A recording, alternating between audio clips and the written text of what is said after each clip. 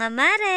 For today's video, samahan nyo kami sa ganap ngayong araw. Today is Friday nga mga mare, kaya naman day off ko na naman. Ngayong araw na naman nga ang schedule ng sine nila Kuya Kian at kasamaang palad nga ay hindi naman nga matutuloy. At dahil hindi na nga matutuloy ang sine nila Kuya Kian, maglilibot na nga lang kami ng SM. Ang init-init nga mga mare ngayon at ramdam na ramdam ko na talaga ang summer. Dahil nga may lakad kami mamaya mga mare, pagkagising ko nga ay nag-asikaso na agad ako. Pagkatapos ko nga mag-asikaso mga mare, for the kape na nga kami dito. At ito nga si Ate Kiana hindi matututo na susuklay ng buhok niya tuwing umaga. Pagkatapos ko nga magkape mga mare, nagpunta na nga agad ako na kusina para nga magluto ng pananghalian. Ito nga yung natirang ulam namin na longganisa kagabi at iluluto ko na nga lang ulit. Nakakatawa nga lang at ito nga ay bagong gawa pa. Pagkasalang ko nga niyan mga mare, agad ko naman na nga asikasuhin itong iluluto kong bagoong. Kung napanood nyo nga yung last vlog ko, lahat nga ng mangga na binili namin ay sira. Sinabi nga namin yun sa binila namin mga mare at pinalitan naman nga nila. Dinagdagan pa nga nila ng manggang hilaw na pangsawsawan.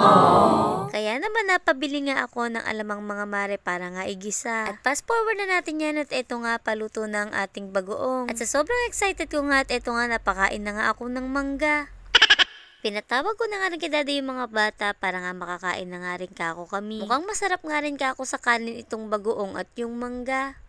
Pagkatapos nga namin kumain mga mare, asikasuhin ko nga itong mga paninda ko. Binala ko nga ulit na i-display itong mga stock ko para naman nga ako makita sa labas. Madami din kasing dumadaan dito mga mare para nga ako makita nila. Sayang din naman kasi kung may bibili. Bandang 3:00 nga ng hapon, nagsigayak na nga kami at kami maglilibot na ng SM. At paktapak nga ang aurahan ng Marinyo. Excited na nga yung dalawang batang to at matagal na nga rin lang gustong maglibot sa SM. Paalis na nga kami dyan at eto nga nadaanan na nga namin yung dalawang kapatid ko. Hindi nga ako sanay mga mare na hindi kasama si Kalbo sa mga lakad namin. Kaya naman sobrang namimiss ko talaga ang kambo namin. Nakapasok na nga kami ng mall mga mare at di ko nga inaasahan na napakarami palang tao dito. Kaya naman pala may event na ginaganap. Na nga kaming pupunta mga mare doon sa palaruan at yun nga ang request ng mga batang ito. Maya pa nga nakarating na nga rin kami mga mare at for the upo nga lang kami dito at habang itong mga bata nag-i-enjoy. Kitang-kita ko nga ang saya sa mga anak ko at matagal na nga nilang gustong maglibot. Pagkadating nga namin agad na nga bumili si Daddy ng token. At nang mabigyan nga sila mga mare at nga kung saan na nakakarating. Ito nga Ate Kiana namin napakasungit-sungit naman. At pagkayari nga nila maglaro sa Tom's World mga mare at dito naman nga sila nag-aya. Gusto nga daw nila maglaro sa maraming bola. Minsan lang naman to mga mare, kaya naman pagbigyan na natin.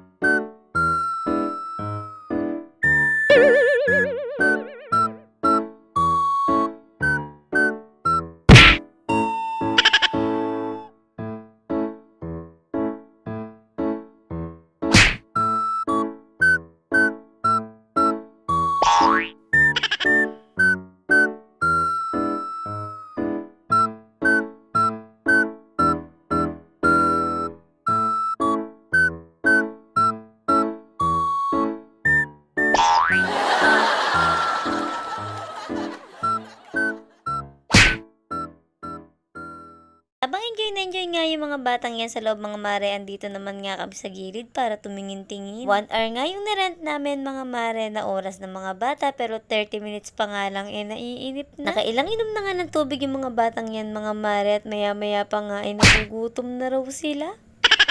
Nga kami ng tawa dyan mga mare, tignan mo naman kasi yung itsura ng mga batang to. Kahit 30 minutes pa nga lang sila sa loob mga mare, hindi na nga namin pinatapos yung oras. Gutom na nga raw sila, kaya naman dumiretso na nga kami dito sa Jollibee para makakain. Kaya naman, tara mga mawe, kain tayo. Grabe nga ang gutom ng mga batang to mga mare, napagod yata sa kakalaro. Bagay kung matatanda nga nagugutom, mga bata pa kaya. Lalo na nga ngatikian na namin, hindi naman talaga papahulihan sa pagkain. Kung nga na nagda-diet mga mare, hindi ko nga rin mapigilan ng kumain at nagutom rin talaga ako kakaikot. At yun lang muna mga mare for today's video. Salamat sa pagsama sa amin sa ganap ngayong araw. Bye!